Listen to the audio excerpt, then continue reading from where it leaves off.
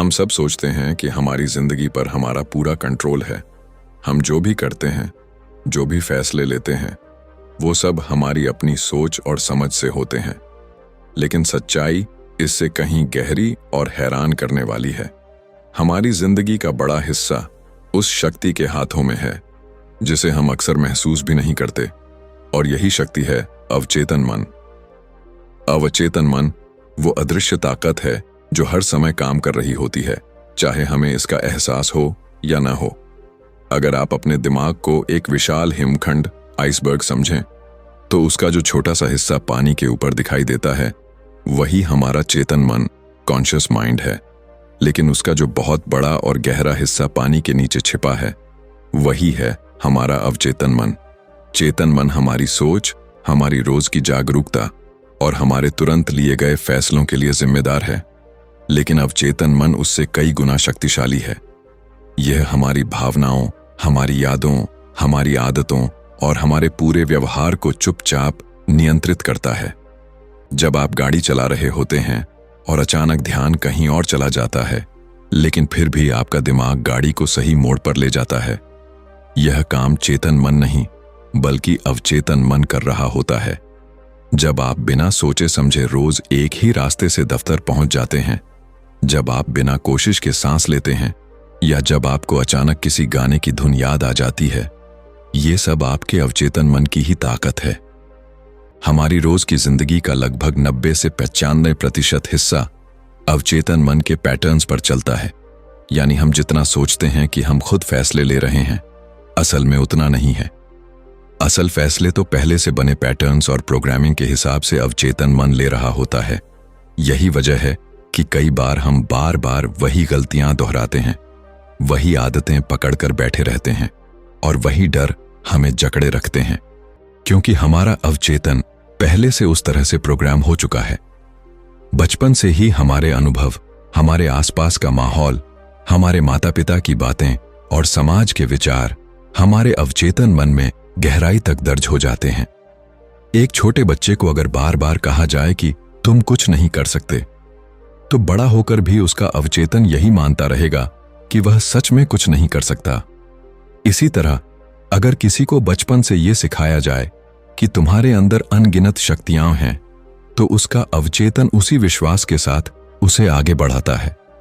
अवचेतन मन सिर्फ जानकारी को ही नहीं बल्कि भावनाओं को भी गहराई से पकड़ता है। अगर आपने कभी किसी से चोट खाई है, तो सालों बाद भी उस घटना की छोटी सी झलक आपके अंदर वही भावनाएं जगा सकती है। यह अवचेतन मन का ही असर है जो उन यादों को जीवित रखता है। सबसे रहस्यमय बात यह है कि अवचेतन मन हमारी कल्पना और वास्तविकता में फर्क नहीं कर पाता। अगर आप बार बार खुद को असफल मानकर सोचते हैं, तो अवचेतन उसे सच मानकर वैसी ही हकीकत बनाने लगता है। लेकिन अगर आप लगातार सफलता और आत्मविश्वास की तस्वीरें अपने दिमाग में बनाते हैं, तो धीरे धीरे वही पैटर्न आपकी जिंदगी में सच बन जाता है। यही कारण है कि विजुअलाइजेशन और एफर्मेशंस जैसे तरीके इतने असरदार साबित होते हैं। अवचेतन मन को समझना और उसे सही दिशा में प्रोग्राम करना जीवन की सबसे बड़ी कला है। जब आप ये जान जाते हैं कि आपका असली ड्राइवर चेतन मन नहीं बल्कि अवचेतन है, तब आप अपनी सोच, आदतें और भावनाएं बदलकर अपनी पूरी किस्मत बदल सकते हैं। यह मन एक चुपचाप काम करने वाला सेवक भी है और एक शक्तिशाली मालिक भी। फर्क बस इस बात का है कि आप उसे अपने पक्ष में इस्तेमाल करना जानते हैं या नहीं। अवचेतन मन को कैसे प्रोग्राम करें?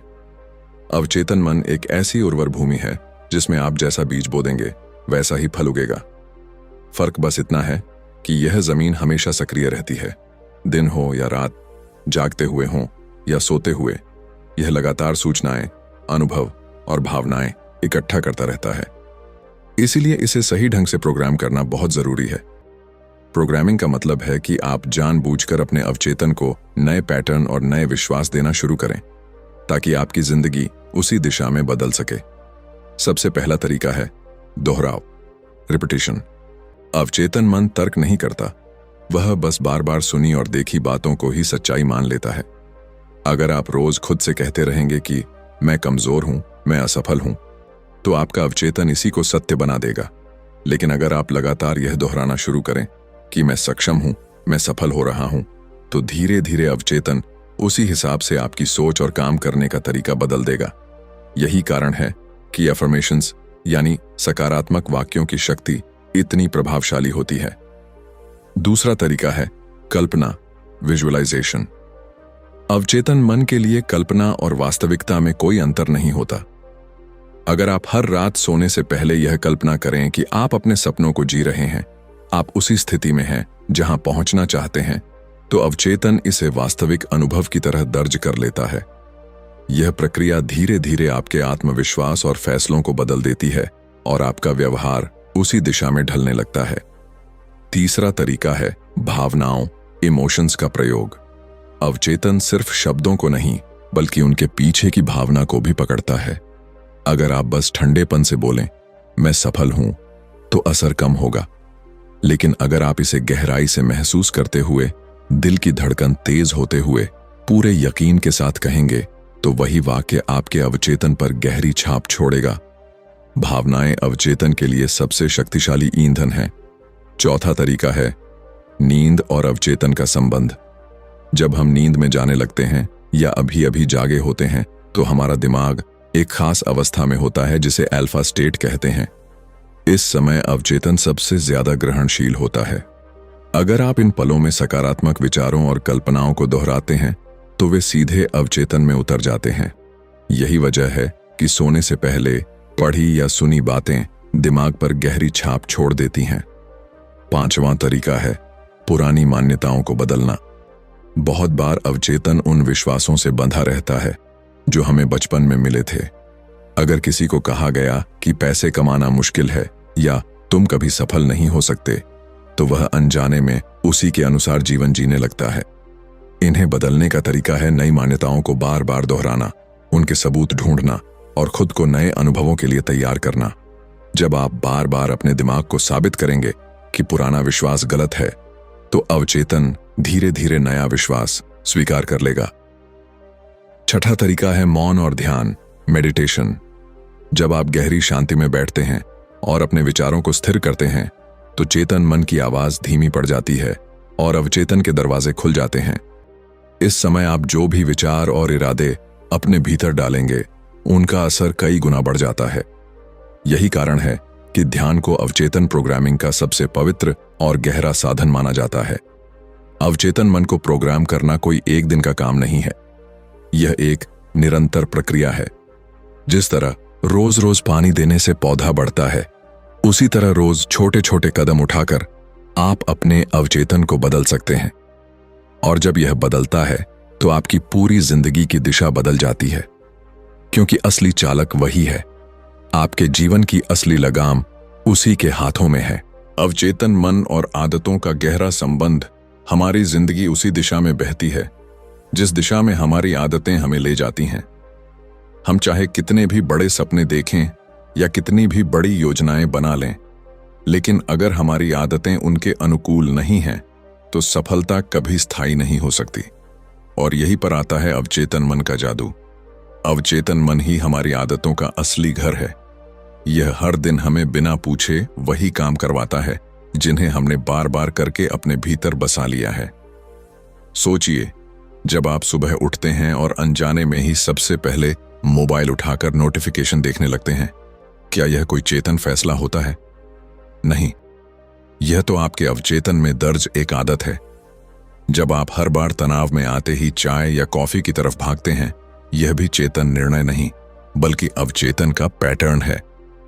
हमारी 80 से 90% रोज की गतिविधियां ऐसे ही आदतों से संचालित होती हैं और इन सब की जड़ अवचेतन मन में छिपी होती है।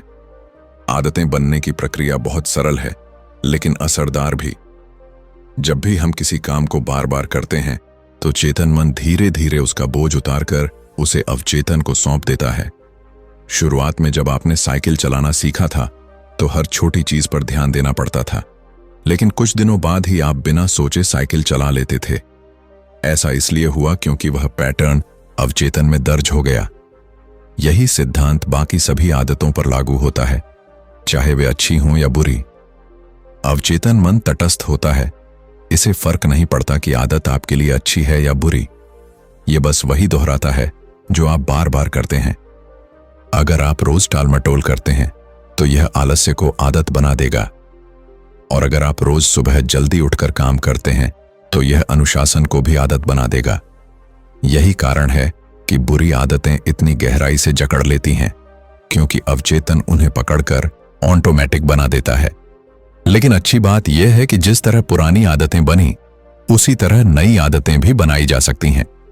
अवचेतन को नए पैटर्न देने का सबसे आसान तरीका है छोटे छोटे बदलाव। उदाहरण के लिए, अगर आप सुबह जल्दी उठना चाहते हैं तो शुरुआत 1 घंटे पहले उठने से मत करें। बस 10-15 मिनट पहले उठें और इसे लगातार दोहराएं। धीरे धीरे अवचेतन इस पैटर्न को स्वीकार कर लेगा और यह आपकी नई आदत बन जाएगी। इसके अलावा भावनाएं आदतों को गहरा बनाती हैं। अगर किसी आदत से आपको तुरंत खुशी या राहत मिलती है तो अवचेतन उसे और जल्दी पकड़ लेता है। यही कारण है कि सोशल मीडिया स्क्रॉल करना, तंबाकू या मिठाई जैसी चीजों की लत इतनी आसानी से लग जाती है। लेकिन अगर आप सकारात्मक भावनाओं को नई आदतों के साथ जोड़ दें, जैसे हर बार व्यायाम करने के बाद खुद को शाबाशी देना, तो आपका अवचेतन उन्हें जल्दी अपनाने लगता है। आदतें बदलने का असली रहस्य है धैर्य और निरंतरता। अवचेतन मन तुरंत नई प्रोग्रामिंग स्वीकार नहीं करता। यह धीरे धीरे हजारों बार दोहराव के बाद ही अपने पुराने पैटर्न छोड़ता है। इसलिए जब भी आप नई आदत डालना चाहें तो तुरंत परिणाम की उम्मीद न करें, बल्कि समझें कि आप अपने अवचेतन में नया बीज बो रहे हैं, जिसे बढ़ने और फल देने में समय लगेगा। अवचेतन मन और आदतों का यह गहरा रिश्ता समझ लेना ही जीवन बदलने की कुंजी है। अगर आप अपनी आदतों पर काबू पा लें तो आप अपने अवचेतन मन को नियंत्रित करने लगते हैं, और जब अवचेतन आपके पक्ष में काम करने लगे तो कोई ताकत आपको आपकी मंजिल से रोक नहीं सकती।